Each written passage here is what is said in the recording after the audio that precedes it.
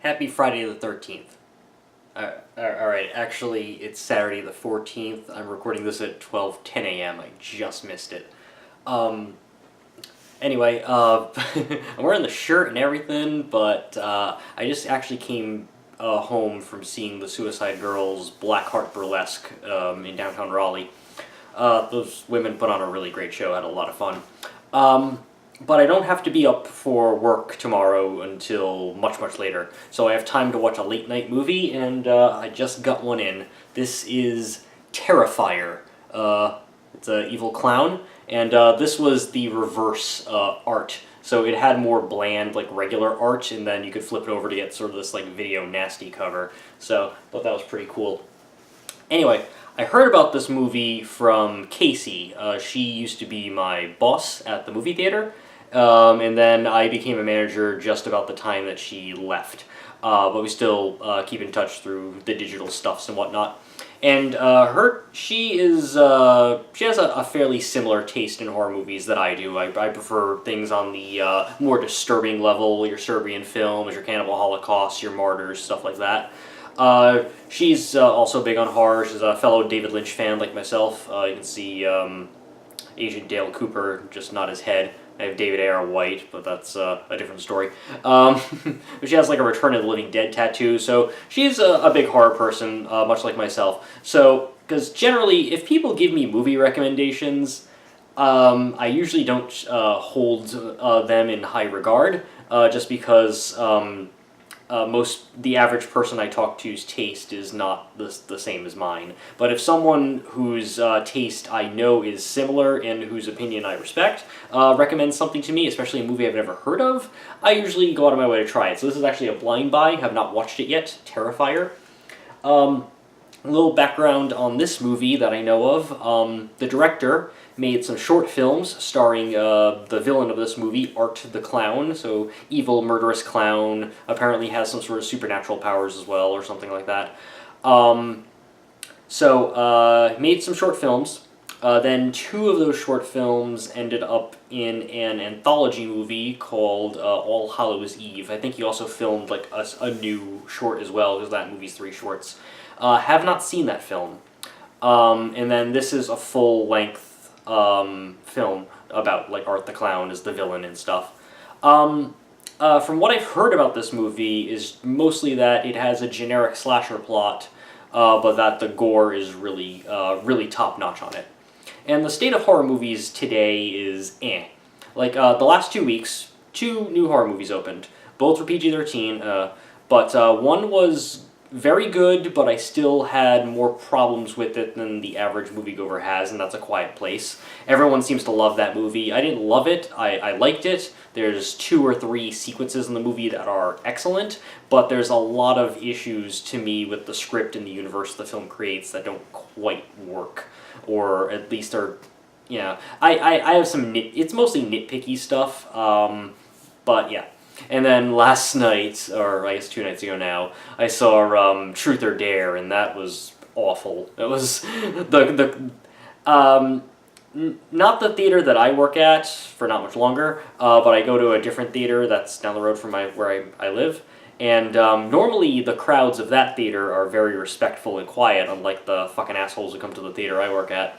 But for this movie, it was so bad that the crowd was openly laughing at the movie's horrible dialogue. Truth or Dare was pretty bad. Enjoyably bad in some parts, but almost not enjoyably bad enough at other parts. So that one was bad. But it seems like the state of horror movies right now is that, yeah, you still have the studio horror movies, which right now you got like Blumhouse at Universal, and he makes like satirical horror movies, your Purges, your Get Outs, the movies I really like. And then he does like this little bullshit stuff that kind of sucks, Truth or Dare, Happy Death Day, and there's some other stuff that I don't really like that he does, like Sinister and stuff. And you get like the general PG-13 horror movies, your Bye Bye Man, your Forest, your all that shit. And then you have the studio R-rated fare, which is still mostly jump scares and safe stuff, your Conjurings, your Annabelles, stuff like that. And then you have your independent horror films, which sometimes can eke out a theatrical release, but not often. Stuff like The Witch, It Follows, which I really fucking love, It comes at night, which I liked, but I know a lot of audiences didn't. I think it was kind of mismarketed. Um, yeah, so stuff like that. I know like Hereditary, which is opening soon. I've heard good things about that. So there's also the indie film, the indie horror movies. They're a bit artsy. I tend to like them. They tend to not do much business, and other people don't like them because they're not the studio bullshit that they're expecting. That's another level. But it seems like the vast majority of horror movies that are made these days, and it might be similar to the direct-to-VHS, direct-to-video market in the 80s and 90s, is that they'll just go direct to a streaming service, especially like the low-budget horror movies, sometimes the sleazier ones, and sometimes also just the downright bad ones. They'll go direct to Netflix, they'll go direct to Amazon Prime, there'll be a video on demand to order through a cable provider and before it gets like a token video release and stuff like that. And that's the category of horror movies I don't delve into as much. I don't have cable, I just stream my stuff. But sometimes I'll click on Netflix, but Netflix, it has a lot of quality, a lot of quantity, but not a lot of quality when it comes to the horror movies they have on there sometimes. So it's really hard to find these other movies. They don't get a theatrical release that I may not have heard of, unless I happen to stumble upon a review on Bloody Disgusting or Fangoria or something like that. So when somebody brings one of these up to me, it's like, hey, this is a horror movie. I've never heard of it. It's one of these like gory, low-budget things that wasn't artsy enough to get a theatrical release or get any traction in mainstream film festivals. I take notice because I don't really have many avenues to find out about that stuff, and that's what this fits into. Supposedly, this is just low budget. I watched the trailer. The acting looks but supposedly the gore is really good, and the fact that Casey recommended it to me is like it's worth a blind buy. So I'm gonna watch the movie, and then I'll come back with my thoughts. Maybe I'll wait until the morning to do it because it's an hour and a half movie, whatever. But I'll come back with my thoughts, and we'll see if this was worth the blind buy. Greetings. So it's actually been a couple days since I recorded the introduction. Exactly, like 2 days. And I finally watched Terrifier. I watched it that Saturday the 14th after midnight time, and since then I've been too busy to record this. But let's get into actual review stuff. So, I would define the movie as a splatter film, which is sort of a, well, the term is kind of gone for any sort of gory movie. In fact, like the Wikipedia article on splatter movies as a subgenre includes like the torture horror of the early 2000s, which I would call a different thing. But this is like definitely like slasher splatter movie. This is a movie that the plot is nothing particularly special. But the movie's really about fairly effective but low budget gore and makeup effects, and that is really the drawing portion. That it has a lot of like raw brutality in the gore. The one thing the movie has going against it is that it was filmed on newer digital cameras, and this is a movie that would probably benefit from being like pretty gritty, like if it were actually filmed on film. But film is more expensive, so for a low budget movie, it's probably gonna. So watching this on like a really clear Blu-ray picture was probably not the best way to view it. There's been sort of a little trend of like limited edition VHS runs. House of the Devil, the Ty West movie that had like a limited edition VHS run because it was it takes place during the 80s. This movie could probably benefit from something like that, something that makes it look more gritty and raw. Right now the picture is just too clean and crisp. But yeah, there's not much to the movie by that, but let me go into it. So, the movie begins with like an old, smaller tube TV, and a little bit annoying. This first section I'm about to describe, by the way, is probably the weakest part of the movie. And then it has like fake digital static, and I'm just wondering why they couldn't just get a tube TV from like a pawn shop and get real static, and then whatever. But coming in and out of the static is a talk show interview between some sort of journalist, I guess, and a woman with a really disfigured face. The disfigured face does not look realistic in any way. It just kind of looks like a makeup piece. So it doesn't look like any like realistic damage to a face. So that kind of took me out of it because it's meant to be like shocking and disgusting, but it never feels like genuine. But she's being interviewed as a survivor of a rampage from Art the Clown, the villain of the movie. I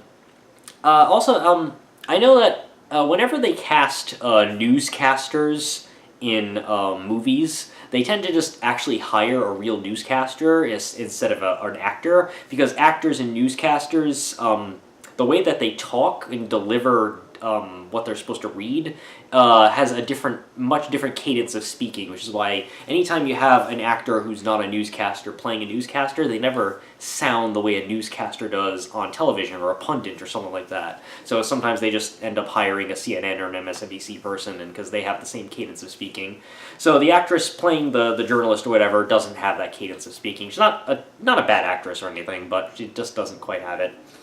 So I guess they have the interview. The journalist goes like into her dressing room, and she's talking on the phone to somebody, and she's insulting the guest, and then the guest like attacks her in the room and like turns her face into something similar to hers, and then the title.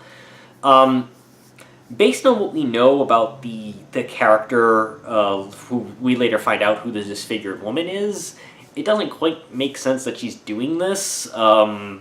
So, I don't know. That's why I don't really like this prologue too much, both because the disfigured face makeup doesn't strike me as real, and that whole thing doesn't really work. But then we get into the plot proper. Basically, it's Halloween night, and you got these two young women. I think they're meant to be in their early 20s, so I don't think they're like aged up or aged down or anything. So one of them, the blonde, is drunk. And so the brunette doesn't want her to drive home. They're just kind of stumbling along. The brunette decides, we'll get you sobered up since you're the one who drove. And then you can drive us home after that. But while they're doing that, they see Art the Clown kind of staring at him. It's a little creepy. He goes away. So then they go into a pizza shop. There's two employees at the pizza shop who are probably the most authentically Italian characters I've ever seen. I'm sure the actors are very similar to this, but they definitely seem like growing up in a place, Johnston, Rhode Island, which is 99% Italian. These were the most like authentic like pizza place owning people I've seen in a movie in quite some time.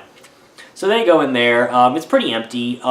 The streets that are pretty empty in this movie, like there's not a lot of like extras around or anything, so it seems like a pretty quiet Halloween night. Now obviously this is because of like low budget, they couldn't afford that many extras and all that stuff, but I don't know, it works okay depending on what part of what city they're supposed to be in. So they're in the pizza place, they're waiting, and then Art the Clown comes in. He's holding like a trash bag and like sits across from them. He makes like some funny faces and does like some comical gestures at the brunette. I should say that Art the Clown, he wears a suit that is black and white, and then his makeup is made completely out of black and white like grease paint. So the fact that he sort of like mimes things and doesn't make any noise and it does like gestures, he is kind of more of a mime than a clown.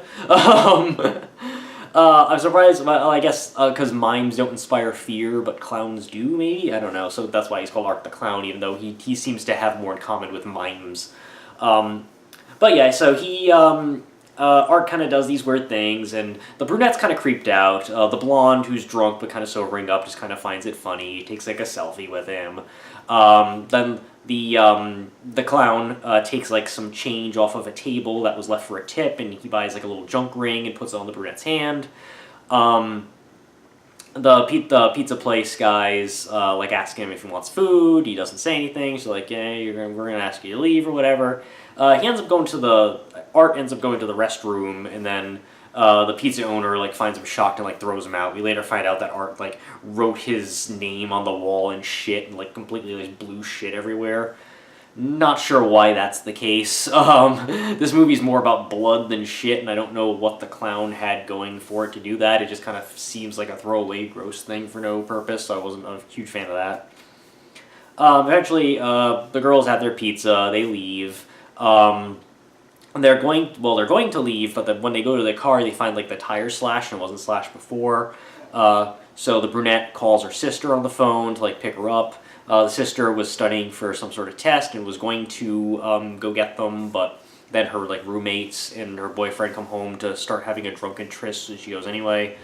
So they're waiting for the sister. The brunette really has to pee. Then she finds like this guy coming out of a building having a smoke, so she goes and asks him, hey, do you have a bathroom in here? And they go inside the building, and it's pretty decrepit and gross, and the guy tells her to watch out for rats, and that he's going to let her have the bathroom, and then she can go on her way. While that's happening, the blonde is waiting in the car. They both a bit freaked out because they talked about maybe it was the clown who slashed the tires or whatever, and the clown ends up coming in and kidnapping her.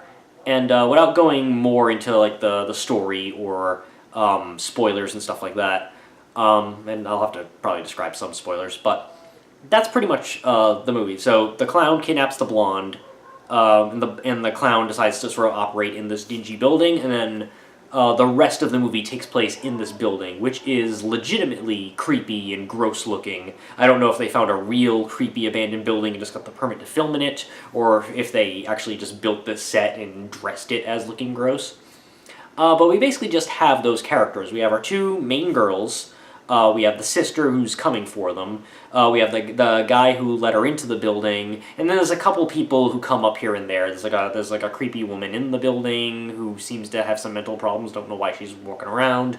And there's some other people that come up.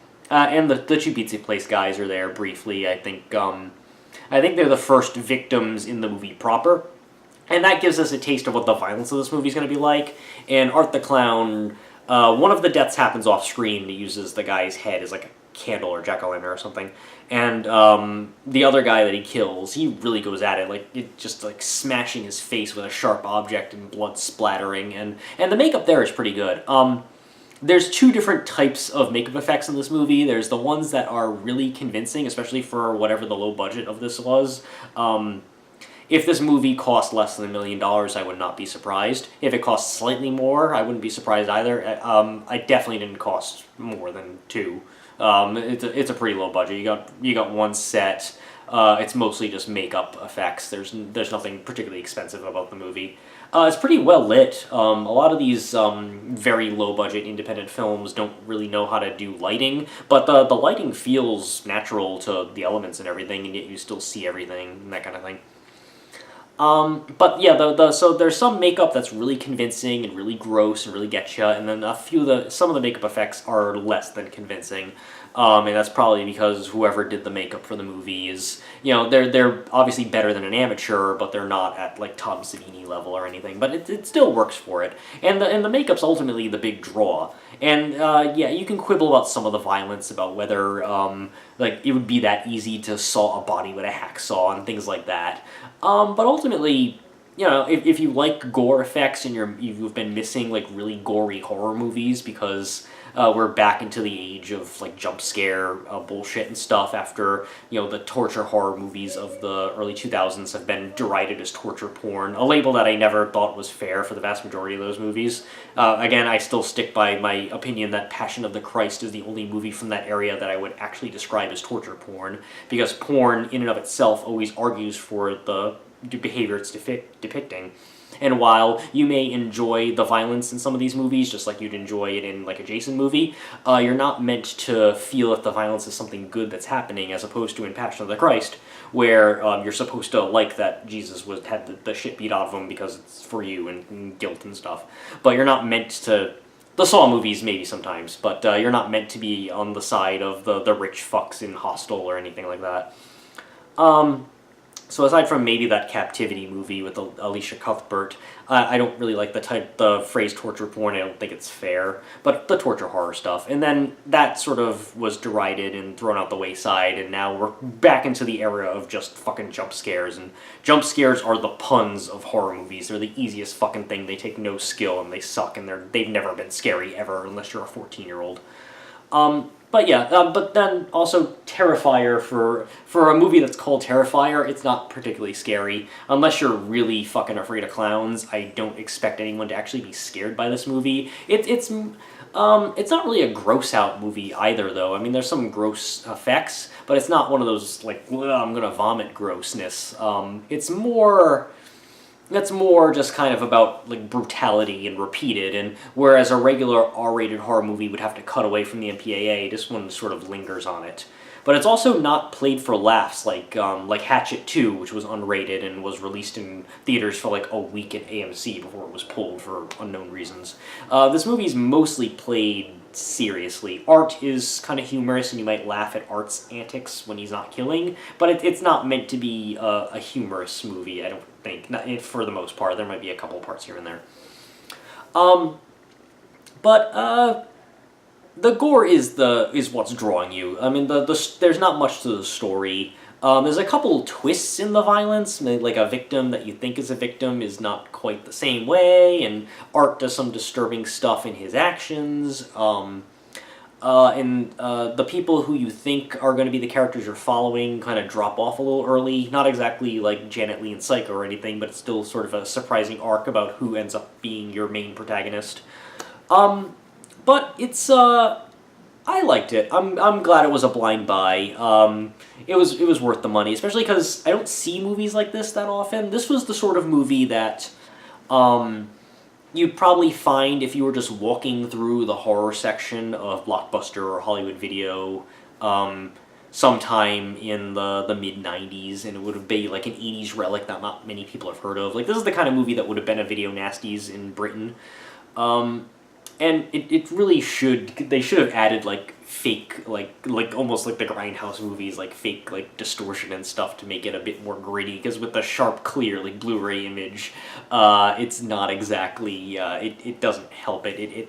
I mean, there is, the film does have a feeling of, like, sleazy grossness to it, and certainly the set helps that. There's some really good set design. I don't know if they found this building or if they dressed it like that, but the building looks great. So if you're going to have a movie like this that mostly takes place, like, 90% in one set, this is the set to have it, and it really worked for it. The guy who plays Art the Clown, he does a pretty good job, because, I mean, he doesn't have any dialogue, he's just doing facial mannerisms. And aside from the actual clown makeup, it looks like they maybe gave him, like, a chin piece and a nose piece, but they didn't add many appliances to his face, just sort of the basic stuff. And, you know, he's suitably creepy. He's a good villain. I see why they brought him back after these short films that were in All Hallows Eve.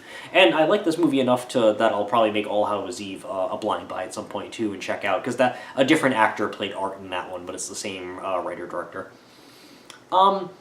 But it's not particularly memorable or special. Like, even like the extreme gore, there's nothing in the movie that really stands out as something I would like remember as like, whoa, I've never seen something that particularly gory. It's not really like memorable gore. It's just more than I'm used to seeing in this day and age, because movies that are this like splatter, sleazy gore like aren't particularly made that much. And if they are made, they're the kind of movies that go direct to video on demand, and they sort of like just disappear to the ether. Or they might be something that gets a little bit of attention, like, what is it, Chrome Skull or something, and I watched some of that and I didn't care for it. But yeah, probably like Hatchet 2, and that was played almost strictly for laughs. Nowadays, when you see like really gory movies, they tend to want to like dilute it with some humor, so it's a bit more like Evil Dead 2 or Dead Alive than it is Cannibal Holocaust or something. But yeah, it was cool to get it as a recommendation. It's certainly not like the newest great horror movie, or it's not going to be one of my favorites or anything. Because the gore works, and the gore's fun, and it's a bit more brutal than most of the movies up, but there's not much else to this. And as far as a slasher movie goes, it's neither disturbing enough or fun enough to really like put it into like the echelon of like a really great slasher movie. But it's a suitably good movie. I'll definitely look out for the director. It was released by a company called Epic Films. And it seems like they were distributed under the Dread Central banner, Dread Central being one of these like bloody disgusting Fangoria horror movie news websites. I mean, that was pretty cool. I thought there was a couple trailers for other movies that don't look as good as this And while I did pick apart that the acting wasn't good in the trailer for this movie, the acting is slightly better in the movie itself. That blonde actress probably has the worst of the line delivery, but even then she still plays convincingly drunk and sounds like an actual like regular drunk woman in some of those scenes. So nothing special, but it's a fun movie. If you like splatter movies, if you've been looking for like a gory slasher movie that they don't really make that much of these days anymore, I'd definitely say it's worth a blind buy. Or if you can find it for streaming or whatever for cheaper, if you don't want to spend the money, it's worth your time if you like this sort of thing. And I do like this sort of thing, but it's not like the next Martyrs or the next It Follows or one of these like newer horror movies that I really love. So that's Terrifier, and yeah.